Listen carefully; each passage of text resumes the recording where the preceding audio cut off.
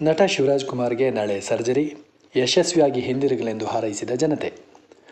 ನಟ ಡಾಕ್ಟರ್ ಶಿವರಾಜ್ ಕುಮಾರ್ ಅವರ ಅನಾರೋಗ್ಯದ ಹಿನ್ನೆಲೆಯಲ್ಲಿ ಅವರು ಚಿಕಿತ್ಸೆಗೆಂದು ಕಳೆದ 18ರಂದು ಅಮೆರಿಕದ ಮಿಯಾಮಿಗೆ ತೆರಳಿದ್ದಾರೆ.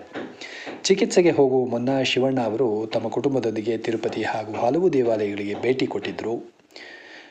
ಡಿಸೆಂಬರ್ 24ರಂದು ಅಂದರೆ ನಾಳೆ ಮಿಯಾಮಿಯಲ್ಲಿ ಅವರಿಗೆ ಶಸ್ತ್ರಚಿಕಿತ್ಸೆ ನಡೆಯಲಿದೆ.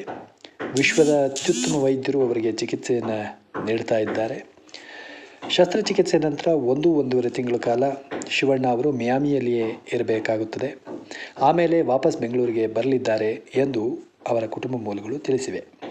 ಶಿವರಾಜ್ ಕುಮಾರ್ ಅವರು ಅಮೆರಿಕಕ್ಕೆ ತೆರಳುವ ಮುನ್ನ ನಟ ಸುದೀಪ್, ವಿನೋದ್ ರಾಜ್, ಮಾಜಿ ಸಚಿವ ಹಾಗೂ ಹಿರಿಯ ನಟ BC ಪಾಟೀಲ್ ಸೇರಿದಂತೆ ಹಲವು ನಟರು, ರಾಜಕೀಯ ಮುಖಂಡರು ಶಿವರಾಜ್ ಕುಮಾರ್ ನಿವಾಸಕ್ಕೆ ತೆರಳಿ ಮಾತುಕತೆ ನಡೆಸಿದ್ರು.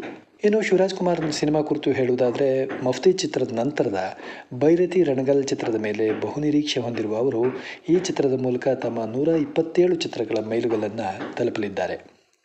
ಅಲ್ಲದೆ ಇದರ ನಡುವೆ ಶಿವರಾಜ್ ಕುಮಾರ್ ಅವರು ಚಿಕಿತ್ಸೆಗೆ ತೆರಳುವ ಮುನ್ನವೇ ಜಾಹೀರಾತು, ರಿಯಾಲಿಟಿ ಶೋಗಳಲ್ಲಿಯೂ ಸಹ ಬ್ಯುಸಿಯಾಗಿದ್ದರು. ಈಗಾಗಲೇ ಹಲವು ಜಾಹೀರಾತುಗಳಿಗೆ ಸಹ ಶಿವಣ್ಣ ರಾಯಭಾರಿಯಾಗಿದ್ದರೆ, ಡ್ಯಾನ್ಸ್ ರಿಯಾಲಿಟಿ ಶೋ ಒಂದರಲ್ಲಿ ತೀರ್ಪುಗಾರರಾಗಿ ಸಹ ಇದ್ದರು.